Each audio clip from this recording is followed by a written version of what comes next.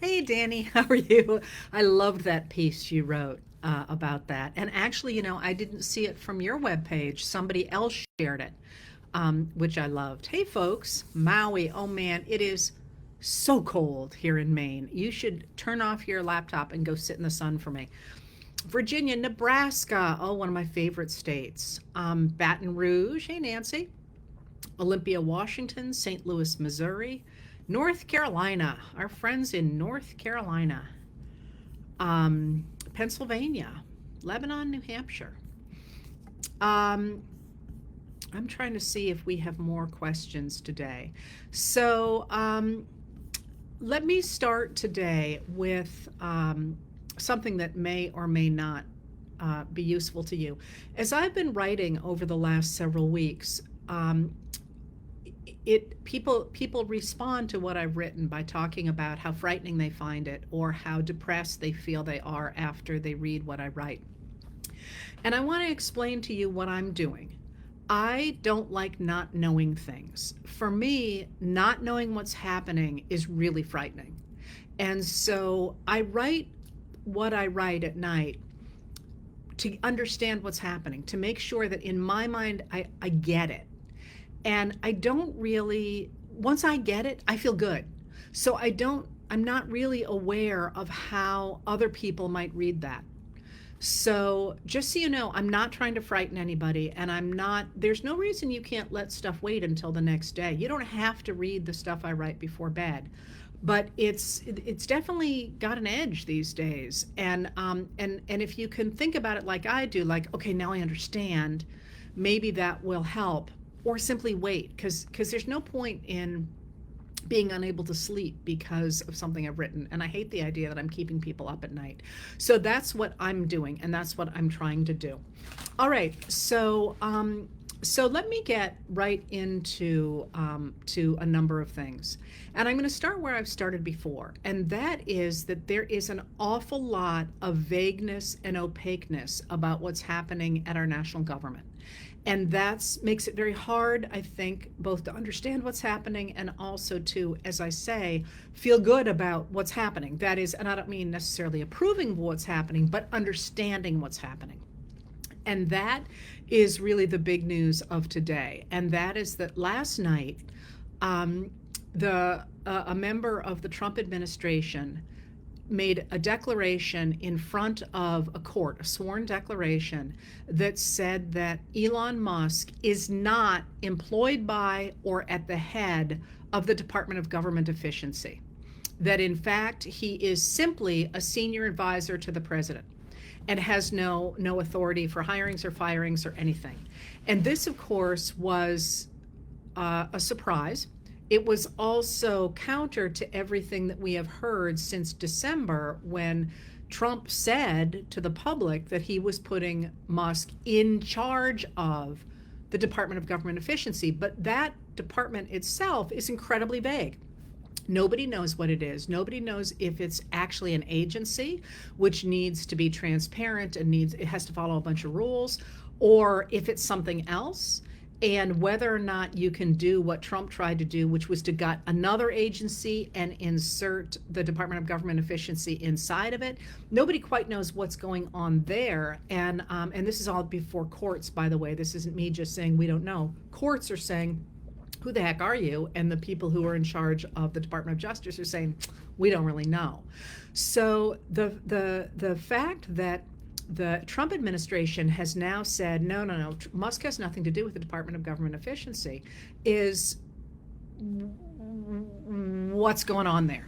So one of the things that's going on is there are 14 states that have sued to stop the Department of Government Efficiency from doing these mass firings that have sort of been underway, but really took off last Thursday. I think it was, maybe it was Friday, but I think it was last Thursday, and have continued over the weekend. We don't know how many people have been fired. We know it was very messily done, that theoretically the people who were fired, and I use the passive tense there, which you know I don't like to do, and I'll say more about that in a minute.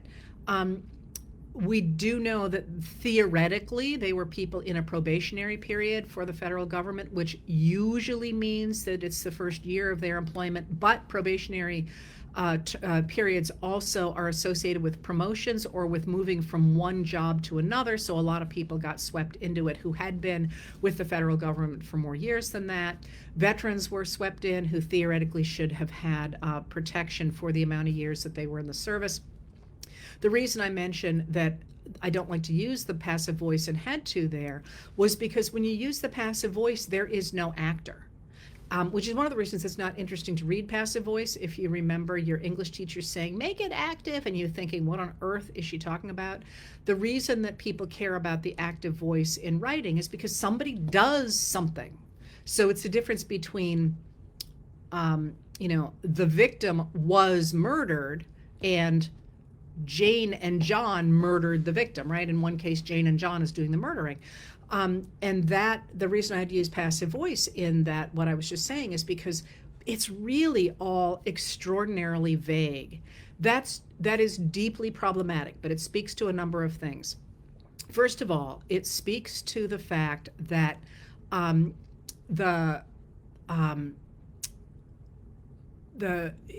it's not clear who is doing what, and that is a real problem for our system of accountability. But it's also an assault on our constitutional system. And what I mean by that is this. We have the Constitution, to the United States Constitution, which provides the framework for our laws. And they're quite clear. And when they're not clear, they're lawsuits, and they become clear. So one of the reasons that some laws go on forever is because there's always somebody who said, well, wait, I can get around this by doing this, and they have to amend the law. They have to make it so that it's clear. And it's very clear under our system of laws who's supposed to do what, and who is responsible for doing what, and who is to blame for doing what. And in the case, for example, of the firings that took place over the weekend, it's not clear who did it. So although Musk has been boasting that his Department of Government Efficiency has made those firings, now the administration says, well, no, actually he's not. He has no authority to do that. So it's the Office of Personnel Management. Well, the Office of Personnel Management is under the executive branch, but it is now full of people who are associated with Musk. So there's this vagueness and an inability for people to say, hey, you're the problem, here's the law, and here's how we're going to address the fact that you are breaking the law, because in the case of these firings, the law was not fired, or apparently not fired in most, if not all, of those cases. And there's already, I think, 5 lawsuits over it, but I could be wrong about the number of lawsuits. So that whole vagueness is important, both because it is erasing our normal channels of accountability. It makes it very hard to grasp onto somebody legally when they're sliding around and you can't tell who's in charge of them. It is also designed to erase the laws that check the power of the executive branch or the power of the president, because it's very hard to tell who's doing what. And in that case, the administration is simply taking the power and saying, we're going to do this. And by the time the courts catch up, it's going to be too late. So for USAID, for example, which looks as if it is going to be found to be unconstitutional, is it going to matter that it's unconstitutional when there's no U.S. aid officers left? I mean, there's ways that you can use this vagueness and this time and this slipperiness to slow things down. And that, I think, is at least part of what's going on. All right, but there's another thing that is bothering me right now. So that's the big thing, is that now the administration is fudging about who's doing what. And by the way, and I will try to remember to come back to this, part of that is because there's been such pushback against it. I mean, part of the reason they're saying, oh, no, we were kidding or whatever, Elon Musk is not in charge, even though we said he was and he said he was, is because there is such furor over that. And that pressure is going to be really important to keep up. Okay, so there's something else here. There's one more thing here. A number of people have written to me with a piece that is going viral on Facebook that says that there's nothing that the Department of Government Efficiency is doing that Bill Clinton and Al Gore didn't do in the 1990s. Now, a couple of things about this. First of all, when you see these whataboutisms, that is classic disinformation. That is classic disinformation. So all of a sudden they're talking about Clinton and Al Gore, who were in the White House 30 years ago, and this is somehow a precedent for what the Department of Government Efficiency and the Trump administration are doing is the argument. But just to be clear, in fact, there was significant reform of the government under Clinton and Gore, but Congress passed a law, and they followed the law. Clinton signed the law and they followed the law, and that's how that downsizing happened. I mean, Al Gore didn't, or they certainly didn't bring in somebody from outside to do it without saying who was going to do what. And at the time, that was actually popular. You're not going to hear a lot of, you can Google it, by the way, there's a lot of really good articles about it. You're not going to hear a lot of people saying, oh, I knew it was terrible at the time. People were let go of jobs because they were able to retire, or there were actual procedures for figuring out who should be let go. They weren't these massive offloads of people the way you're seeing now with, they're getting their names wrong. They're saying all of them didn't perform, even though they've had good performance reviews. I mean, it's a very different thing now. But just so you know, when you see something viral like this now going around, I must have had, I don't know how many dozens of people send that to me. That's disinformation. That's somebody recognizing that that's really unpopular, and they're spreading out this idea all over the place that in fact there's nothing unusual about what's happening now, and somehow it's the Democrats who started this. At this point in your lives, anytime you see whataboutism that blames the Democrats, you should assume it's disinformation. And think about the way you live your own life. If somebody lies to you again and again and again and again, you might still love them. I can think of somebody like this in my life. But I don't believe anything they say without assuming it's been exaggerated or is a lie or something. And then you can check, and maybe sometimes that person will be right. But you have to start from the premise of that this is disinformation. And you should be doing that with all the stuff that comes across your desk. And the things that people are saying to me, what do I say about this? Can you answer this? And the answer is that is a technique of disinformation to tangle you in this downward spiral of, well, yeah, but look at this. Yeah, but. And as Stephen King says in his wonderful book on writing, anytime you say, yeah, but, you're losing. That's not a good conversation to have, because it's designed to, he's talking about it in a different context, but it's designed to waste your time and to get you into a rabbit hole that you can't get out of. So stop looking at this stuff and saying, wait a minute, what I see around me isn't right. Look, this happened before, because you're going to see a lot of it going forward. And I'm going to talk more about that now. All right.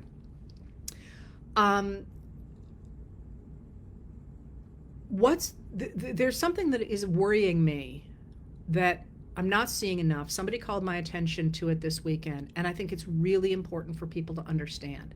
And that's that the Department of Government Efficiency and Elon Musk are doing all kinds of things that are deeply disturbing. The cuts to the federal government in the many ways in which we care deeply about them.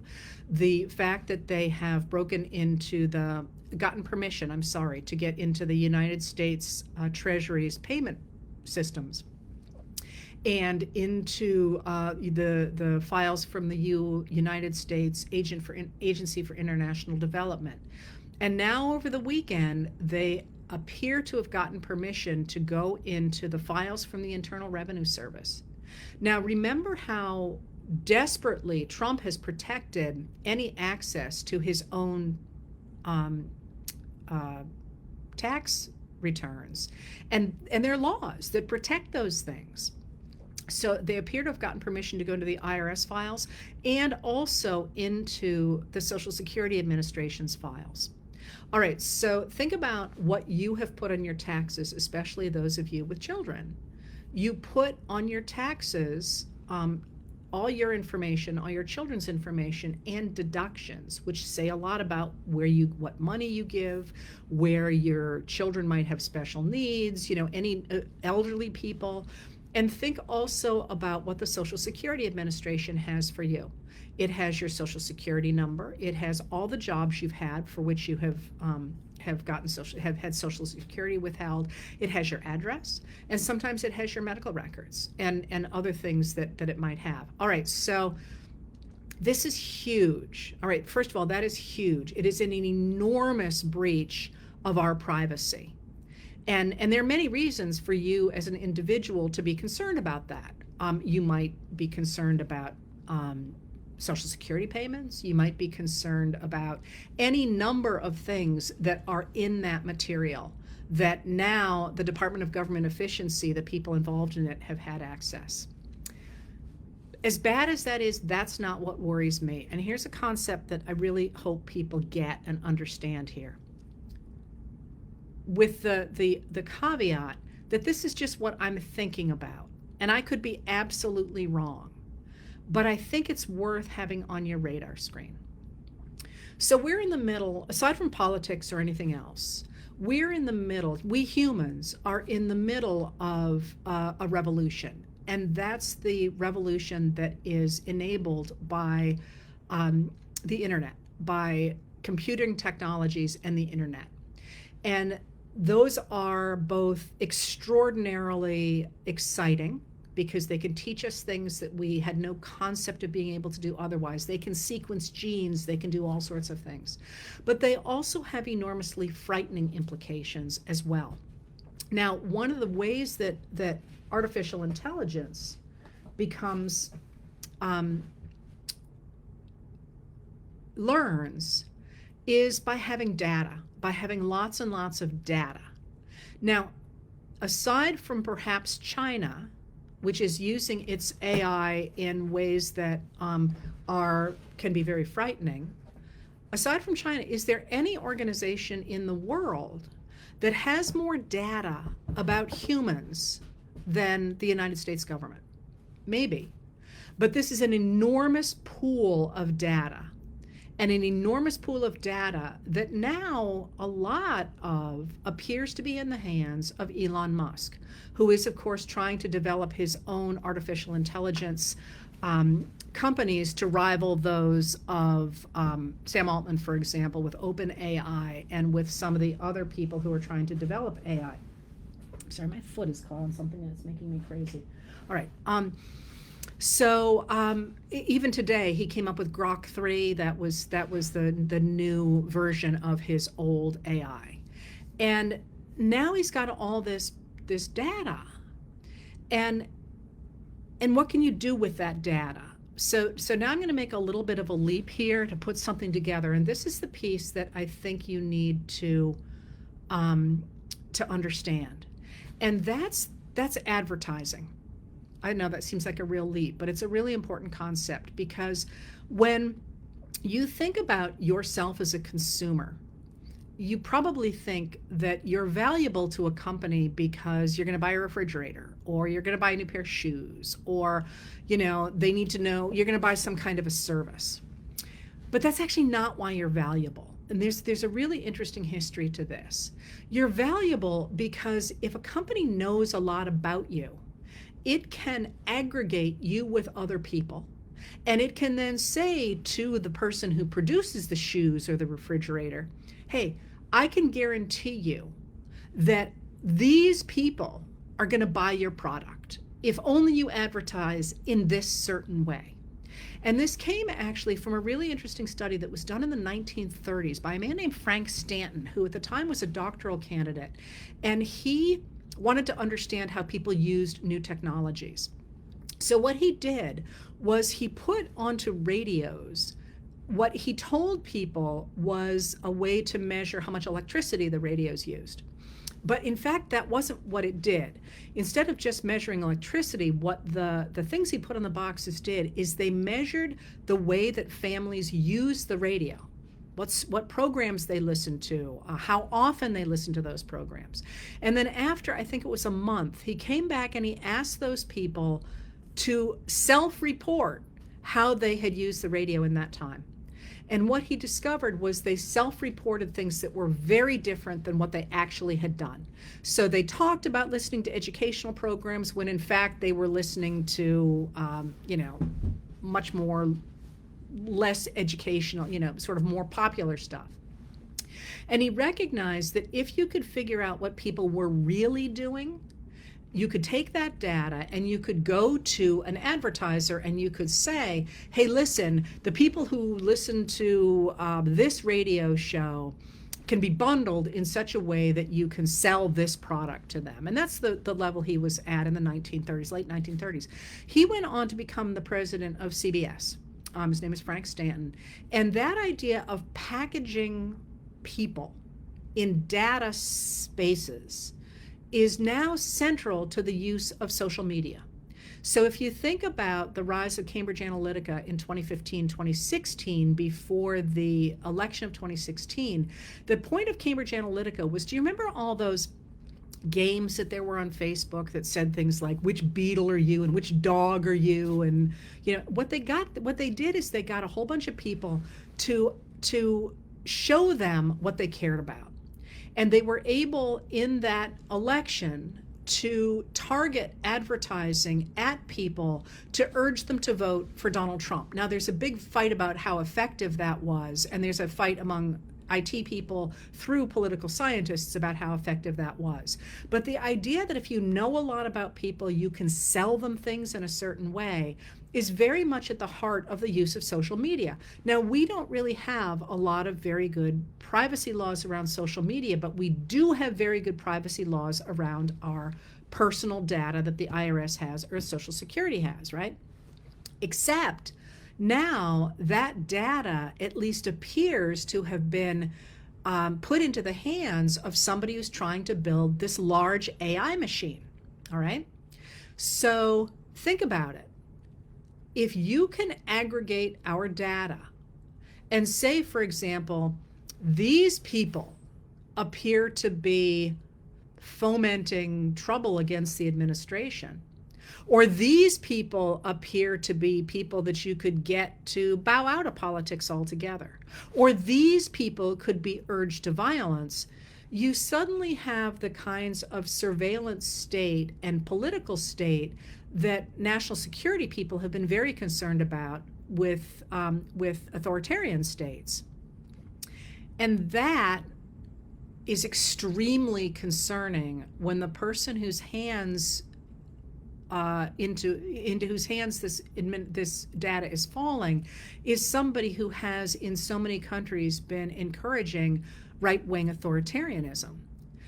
But there is a link there, I think, to the Trump administration's new friendliness with Russia.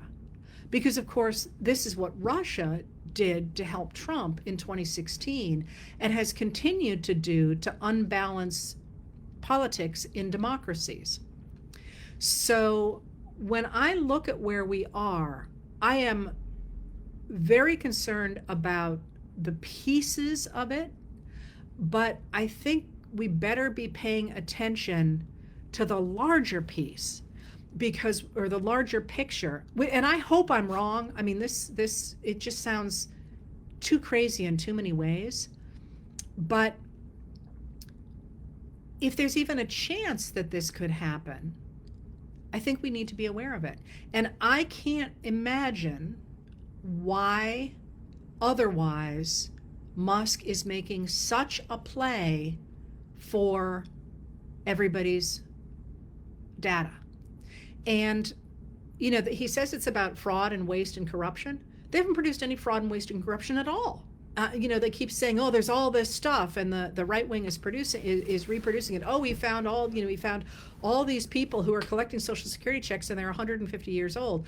And anybody who follows IT at all knows that that's part of the program on which Social Security was written, that if there is a default number, it goes to 1875 in that particular case. So, that's just crap. I mean, he hasn't produced anything, and courts have said, you have not produced anything. You keep saying this, but you haven't produced anything. And once again, the federal government has had, anyway, its own inspectors, both inspectors general, until Trump fired 18 of them the other day, who are independent investigators of the departments, and also the General Accountability Office, which the GAO, which investigates constantly. That's its job. It's nonpartisan. It goes ahead and investigates, and in fact had turned up significant amounts of fraud from the administration of the COVID bills when Trump was president, and they now have all been fired. And there, of course, is also the fact that the FBI also investigates fraud, particularly healthcare fraud. So this idea that somehow somebody wrote to me last night and said, how was there all this fraud there and no one caught it? And the answer is, first of all, the government catches fraud all the time. But second of all, Musk has not produced anything. He keeps saying he's going to. I remember there keep being these deadlines, and last week he put up the Department of Government Efficiency website, and it was first of all blank, and then when they built it out over, I guess it was across Wednesday and Thursday, it was so badly built out that a whole bunch of people hacked it and said things like, these experts don't know what they're doing. And then he said, well, we'll have it by the end of the weekend, and this is now Tuesday, and I haven't looked today, but there hasn't been anything. So that reach for our data, both, I think, to force us onto his platforms, to use his platforms for our financial exchanges, for example, and to be able to adjust society is something I think that that we better have in mind. Okay, a couple other things. The SAVE Act. There's a bunch of things that people have asked about. The SAVE Act, once again, I think I articulated this here, is a problem in search of a solution in search of a problem. It is designed theoretically to guarantee that non-citizens don't vote, but it's already against the law for non-citizens to vote, and and it's incredibly rare for that to happen. But what the SAVE Act does do is it really cuts back on who can vote, especially women who have changed their names when they got married, because it says that you have to have a birth certificate with your current name on it or a passport. Right now, the law is very vaguely written. It's a little hard to know if it would be okay to bring in a marriage license or whatever. But the SAVE Act, I think, is emblematic of something bigger and worth knowing about, because what the SAVE Act sets out to do is to stop, as I say, voter fraud, which is incredibly rare. But what it does is it perpetrates something that is not rare in the United States, and that's election fraud. That's when you take an election and you alter the conditions of it in such a way that the people who are going to vote against you can't vote, through voter suppression, through things like having a change in documentation so that women can't vote because they changed their names. That's something that I think is indicative of what this administration is hoping to do, and that's to make sure that in the future it'll be harder and harder to knock Republicans out of office. And that's what people who study authoritarianism, people like, for example, I'm not going to say this actually because I've read this, but I'm not sure which one of them it was. People who study authoritarianism have said they think that's the direction the United States is going, where we do have elections, but it's almost impossible for the opponents of the ruling party to win them. And that's the SAVE Act is coming up, I think it's on the 23rd of this month. They're going to be discussing it in Congress, and that's something to speak up about as well. So another thing that is worth pointing out here is there are a number of special elections coming up. An election for the Supreme Court in Wisconsin. I shouldn't even say what I think the dates are. You should look it up because, again, off the top, I've been doing something else all day. So off the top of my head, I'm afraid I'll get it wrong.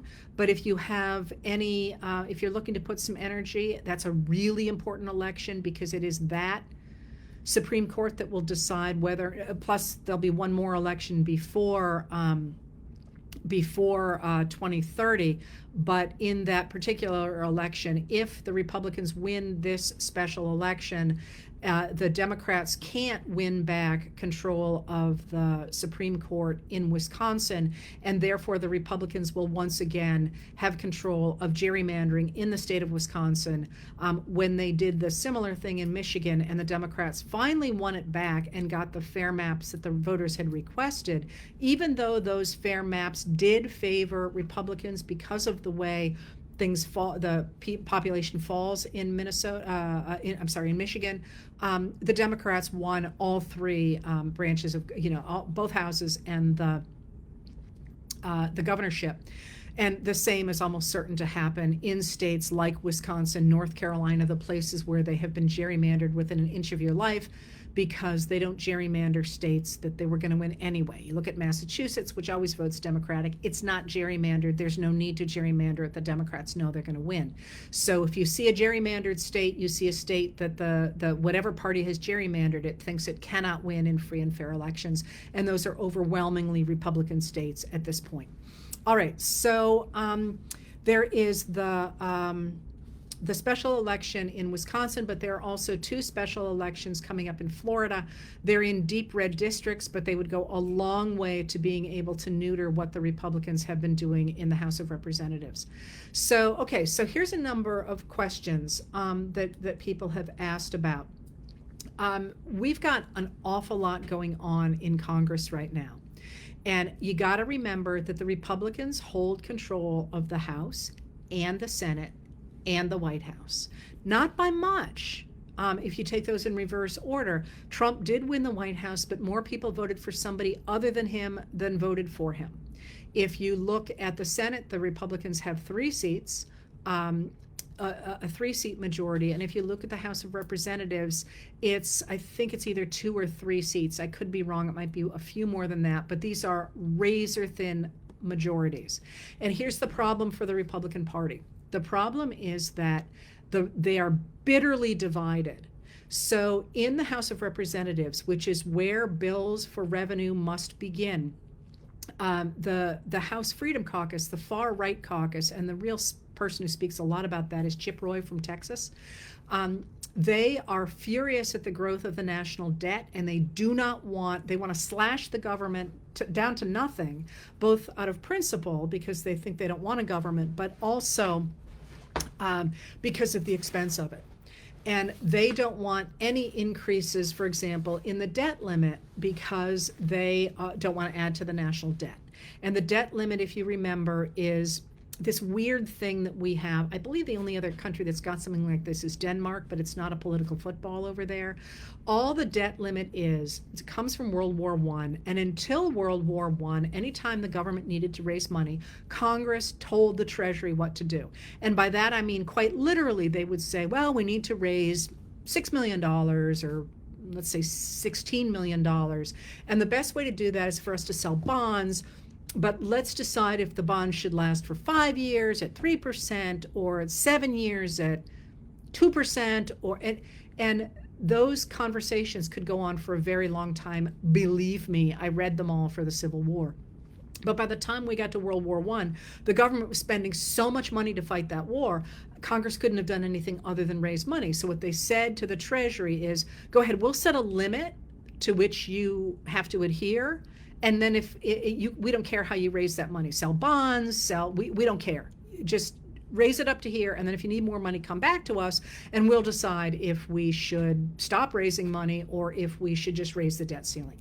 It was never an issue until very recently. And the reason for that is because always in American history, always, always, always, from 1861, beginning of the Civil War, through 1981, the beginning of the Reagan era, whenever there was a mismatch between how much money the government was spending and how much money the government was taking in, unless it was wartime, in which there was an understanding that the government would spend a lot more than it took in simply because of the demands of a war.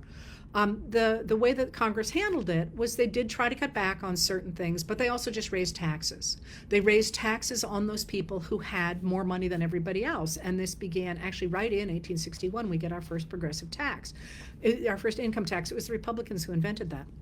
But so once you get Reagan in there, and then George H.W.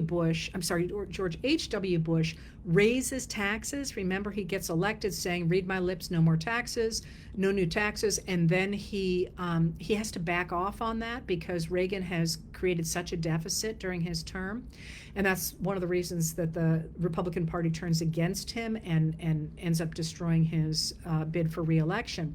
But what happens is that with those taxes in the omnibus bill that George H.W. Bush was willing to sign, and then with some things that Clinton did, the government actually ran a surplus in the 1990s, all right?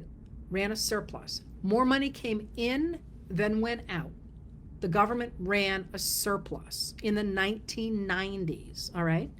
So what happens is when George W. Bush gets elected in 2000, even before Congress comes back into session, he goes for a huge tax cut with the argument in part that if you have money coming in, people are going to use it for things like roads and schools and hospitals, and they want to get rid of that government, and they also want to get rid of the regulation that goes along with it. So George W. Bush has these huge tax cuts, and then he has two unfunded wars, Iraq and Afghanistan.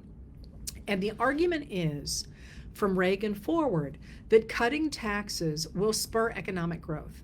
And the argument is that if you have a government that regulates business and that collects taxes, especially from people with a lot of money, what that means is that it hampers innovation and it hampers an individual's ability to spend their money in ways that are enormously productive.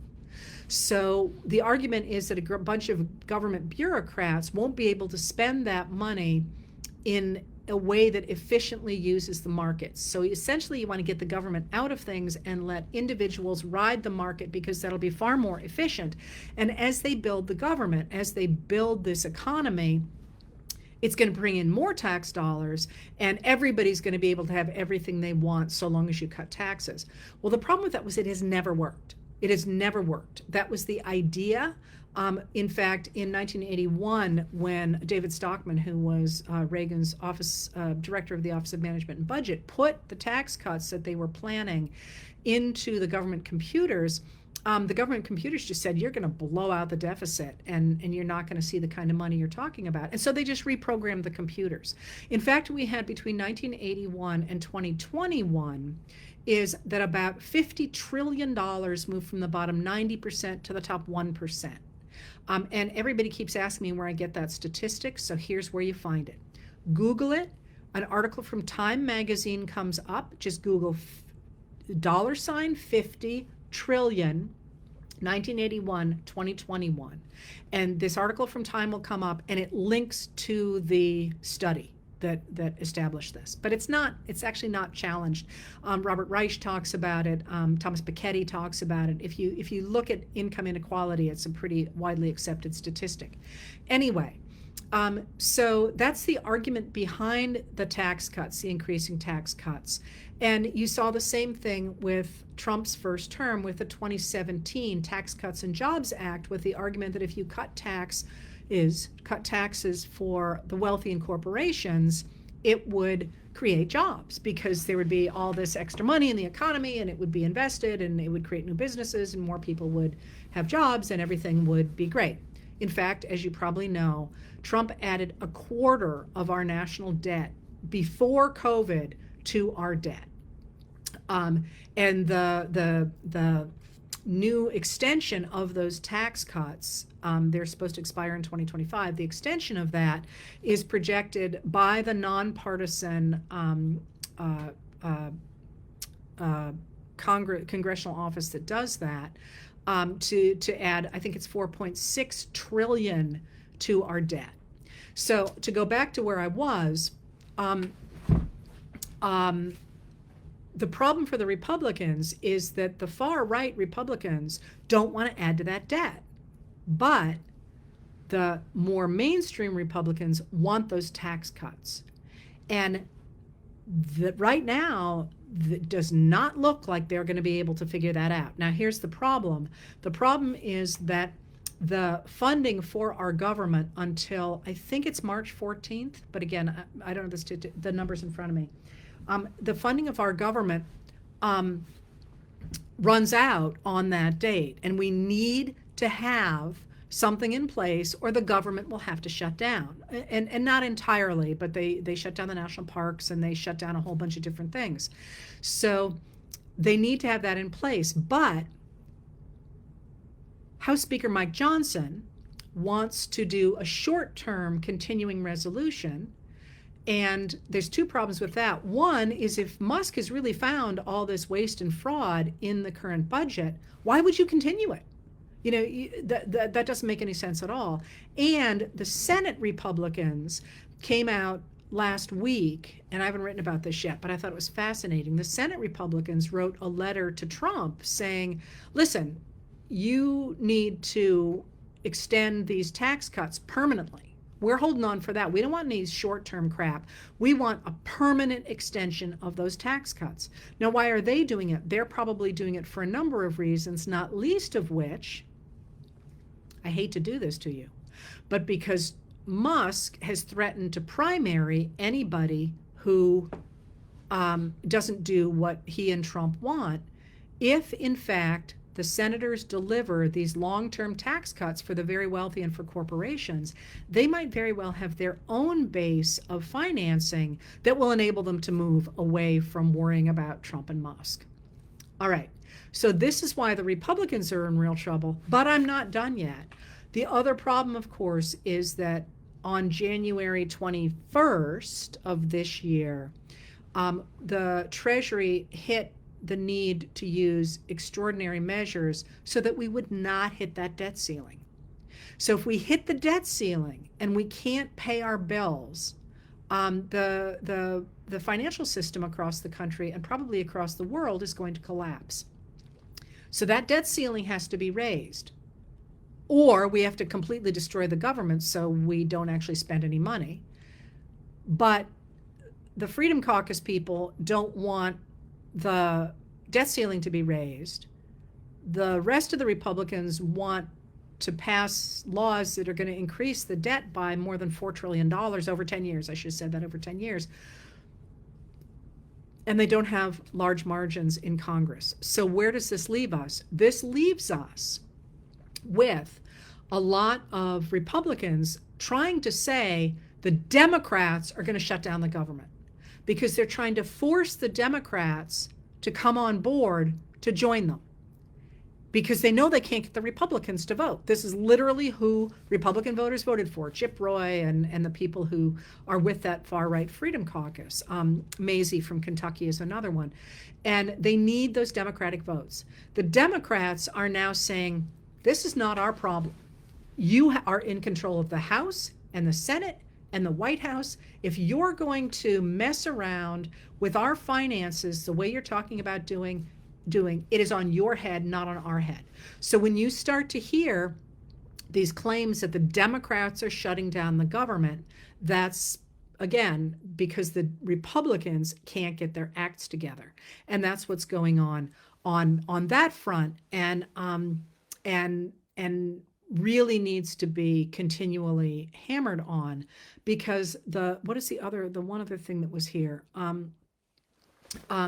because there's a larger game here afoot, of course, and that's that the Democrats are saying, listen, we're happy to help with the government, but not when you're destroying the government. So you need to back off of all the crap that Musk and Trump and crew are doing before we're going to vote for anything. And that's the sort of the larger picture here. And I know it's really in the weeds, but again, just to get us out of the weeds here, what we're really talking about is the American government and how the American government works. And what we have right now, people have said to me, are we in danger of a coup? And I maintain we are in a constitutional coup. We're in a constitutional crisis in which people are trying to take over our government and disregard our laws. And again, what I mean by that is that the Constitution sets out very clearly that it's Congress that passes the laws. Congress passes the laws. The president signs them or vetoes them, but once they're in place, The president takes an oath to faithfully execute the laws. And to the degree that this administration is firing people and defunding things like US aid, which is blatantly unconstitutional because of the idea that the Congress funds these laws and the Congress writes these laws and the executive must execute them. The fact that they're firing people against the law and so on I mean, they say they are trying to challenge the idea that Congress alone can have control over the laws. They want to center that power in the executive branch. And their hope, according to the documents that have been released, is to throw the case in front of the Supreme Court with the idea that the Supreme Court will say, yeah, the president can go ahead and do this because he is the head of the executive branch.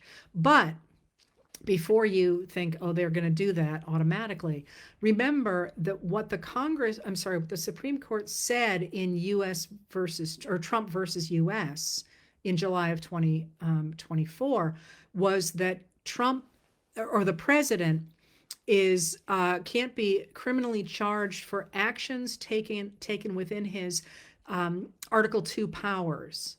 And that the court has to decide what those are. And Article 2 is a reference to the part of the Constitution that lays out the power of the president. That says nothing about Article 1 powers. And Article 1 powers are the powers of Congress, which are very clear in the Constitution that it's Congress and Congress alone that makes the laws. So it's not entirely clear that the Supreme Court would in fact side with Trump in this, not least because if he doesn't need Congress, he sure doesn't need the courts. And I think that John Roberts, in any case, is going to be eager to make sure he doesn't write himself out of a job. So we're in this extraordinary mess right now. But let me now give you some good news. And that is that Musk and the administration would not be backing away from the Department of Government Efficiency if everything was going swimmingly. Things have really been disastrous so far for this administration. And I don't just mean the rollouts of things like US aid, where we're hearing horror stories, for example, recently of a US aid worker in a country that didn't have good medical care, who was, of course, promised that his family would be medevaced out if there were any issues, and his wife is in a high-risk pregnancy, and the Trump administration just left her in the care of the medical situation in the country where she is. And that's horrific. This is somebody that we promised as people that we would take care of if they worked for us. And instead, his family is at risk now because of the actions of the Trump administration. So that has been, not gone terribly well. The recognition that they fired the people who guard our nuclear stockpiles and had to find them and hire them back. There's any number of ways in which this rollout has not gone well. One of the guys who went into the Treasury payment system had to be let go because it turned out he was making really outrageous statements of racism and flirting with Nazism. I mean, there's a lot of stuff that hasn't gone terribly well, but even more visibly than that, the way that the administration has turned its back on Europe, our NATO allies, and turned toward Russia and Hungary is causing a lot of backlash, even among the Republican Party. And Pete Hegseth's performance in Brussels, which came right before the Munich conference last weekend, he was at Brussels at the meeting of the defense ministers to protect Ukraine. He just looked like a fool. I mean, he was largely inarticulate. He had to walk back what he had said, and he referred to it again in the passive voice, a statement that was made, and he was the one who made the statement. Then the chair of the Senate Armed Services Committee, Roger Wicker, a Republican of Mississippi, called his performance in Brussels a rookie mistake. The administration it's really basically stepping on one rake after another. The other thing that is happening in the midst of all this is, of course, the legal pushback, and the people who are fighting against the Trump administration have so far won everything across the board. But more than that, I think, and I hope, Americans are themselves pushing back. They are turning out for organized um, demonstrations against the firing of the people who work for us, against the power of Elon Musk, for whom nobody voted, against the power of the Department of Government Efficiency, and we're swamping the switchboards at Congress, both the Senate and the House of Representatives, and showing up at state houses and really putting pressure on people. And you got to remember, it takes about 3.5% of a country to change the public conversation. And as we are seeing, the cuts that the Trump administration is making are justified with the idea that they're going after diversity, equity, and inclusion. And, Musk tweeted a picture of himself dressed as a Roman gladiator who was making war on woke over the weekend.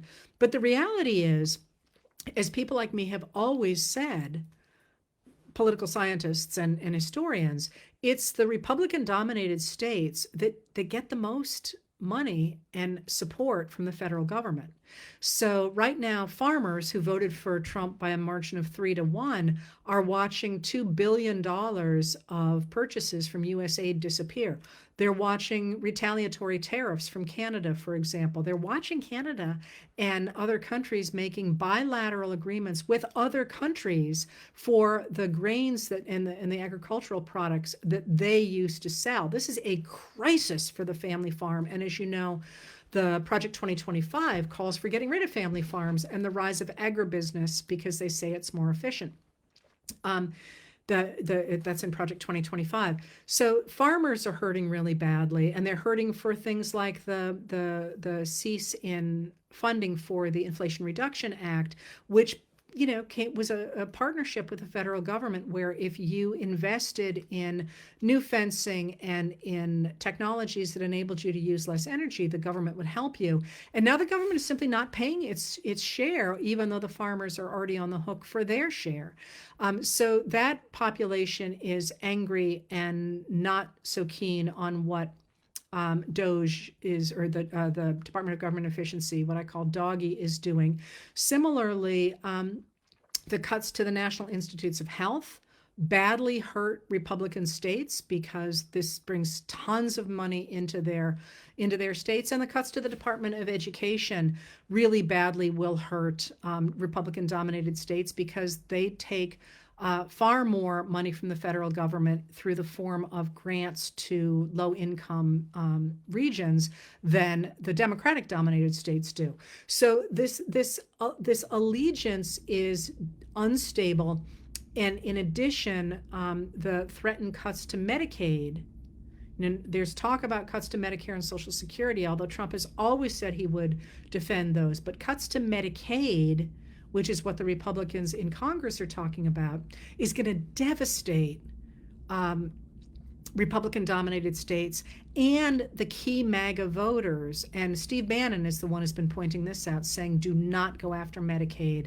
Those are the MAGA voters. So this whole thing that seems so frightening, and that is in fact a constitutional crisis, and is devastating our country in so many ways, is still profoundly unstable. This is not a done deal. And now is the time really to speak up and to really put pressure, especially on Republicans, but also on Democrats, to protect our government and to protect our Constitution. Now, a number of people have written to me saying, wouldn't it be a good idea for somebody to do every night a roundup of what happened during the day? I can't agree with you more. I'm going to try and do more of these myself. Unfortunately, it's Maine in February, and I got snowed in my house because it's in my house. I'm across the way, and I got snowed in and couldn't do any for the last couple of days. But this is a great idea. I think people are going to be pushing it. Pete Buttigieg is now on blue sky, and he's always great wherever he is. I think you're going to see more and more of this coming from the Democrats, but I'm going to emphasize to you once again, a number of people keep writing to me saying, where's our hero? Where's our leader? And I just want to emphasize that we're the ones who are going to create that leader. Abraham Lincoln didn't come from the heavens. We created Abraham Lincoln. And the more pressure that we put on our political system to do what we want it to do, the better the chances are that we're going to get a leader who does what we want. The same way that the radical right produced Donald Trump, we can produce the leader that we want. And I don't know who that's going to be at all. I could maybe have some guesses, and maybe it's, we don't know yet. But the more we speak up, not only in reaction to what the Trump people are doing, but saying, this is what I want out of my government. You know, these are the things that I care about. Hey, listen, I care about free and fair votes. I'm really upset about the SAVE Act, and that's something I'm going to put some muscle behind. You can't do everything, but to the degree that you can articulate what it is you want your government to do, and if lucky, why, that's how you change this public conversation, because there is not support for what's happening. There is not a mandate for what Trump is doing. And you can see this, by the way, when you see articles. I saw one recently that said Frank Luntz, who is a Republican operative, says the Democrats love what Trump is doing. That's a planted story. You know, I could make something up right now too. But to the degree you're seeing pushback about how popular all this stuff is, think about it. Think about it in your own life. Do you see people saying this is great? I mean, you see some people, of course, but this is not like, you know, some great moment where people are saying, my God, I love this. Some people are behind it, but I'm seeing an awful lot of people who either were quiet before or even voted Republicans saying, wait a minute, I didn't vote for you to cut Medicaid. That's what my mother lives on. And that instability means that we're in a period in which, as I say, there's a lot of power going around, and we can direct that power if we continue to step up, if we continue to push back everywhere we can on anything that's a lie. If we continue to insist on the kind of country that we want, I suspect what we're going to find, if we are successful, is that a lot of people who voted for Donald Trump were hoping to get rich people out of the way of ordinary people. That in fact, they really think this system is gamed for the rich. And here's a news flash. It is. In that, we share common ground with an awful lot of people in this country who don't want handouts. They want a fair playing field. And that's not just people of color. It's not just women. It's poor men. It's poor, you know, it's people who are on the make. It's immigrants. It's people who say, listen, I love America because it lets me be anything I want to be. But when everything is sewn up, for, you know, the 813 people, I saw the statistic yesterday, in America, who have more money than the bottom 60%, you got a problem. And this is the moment to articulate that and to demand solutions to it. Because if we don't demand solutions within our democratic system, the solutions will come from authoritarianism. And that's really close. It hasn't won yet. But the fact we have turned away from our European allies is having them start to warn against us. As someone said, we are now the bad guys. It's not written in stone yet, but we must speak up about it now, before it becomes written in stone, while those people trying to establish that are really insecure. Because once they're in power, if I'm right about what Musk is doing, it's going to be irretrievable. I still think we can do it. All right, I was all over the map today, but thank you for being here.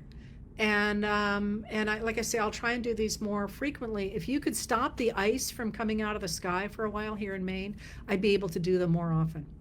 Anyway, thank you for being here, and I will talk to you soon. Take care.